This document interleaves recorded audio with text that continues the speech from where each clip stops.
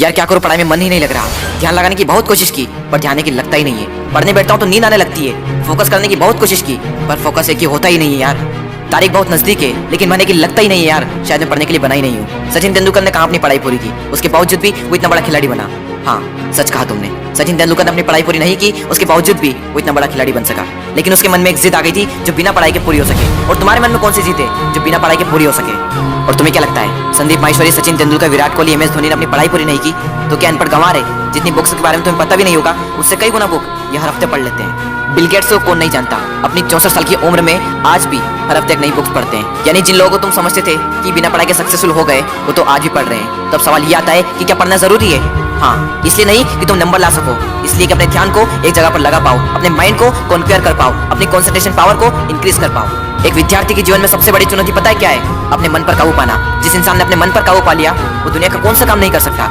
सबसे मुश्किल सब्जेक्ट को भी अगर तुमने पढ़ने का मन बना लिया तो मुझे तो नहीं लगता कि दुनिया के ऐसा कोई सा काम भी है जो तुम नहीं कर सकते। अब भी टाइम है, अपने मन को कंट्रोल करो इससे पहले कि आपका मन आपको कंट्रोल करे। मन काम करता है टेम्पररी मजे के बेस पर और टेम्पररी मजा कब परमानेंट पेन बन जाता है पता ही नहीं चलता।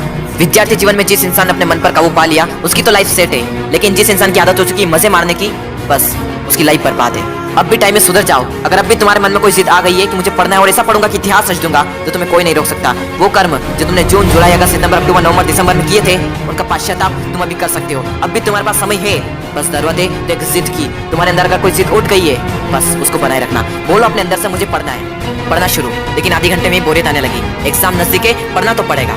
फोन में नोटिफिकेशन आ चुकी है, हाथ मोबाइल की तरफ बढ़ भी रहा है, लेकिन नहीं, कीमती टाइम वेस्ट नहीं करना है क्योंकि मुझे पढ़ना है। अब तो बहुत थक चुका हूँ यार, काफी लंबे टाइम से पढ़ रहा हूँ, अब मुझसे नहीं होगा। अबे बंद कर, अपना मुंह बंद कर, सबसे सिंपल सब्जेक्ट को पकड़ और फिर से पढ़ने बैठ जा।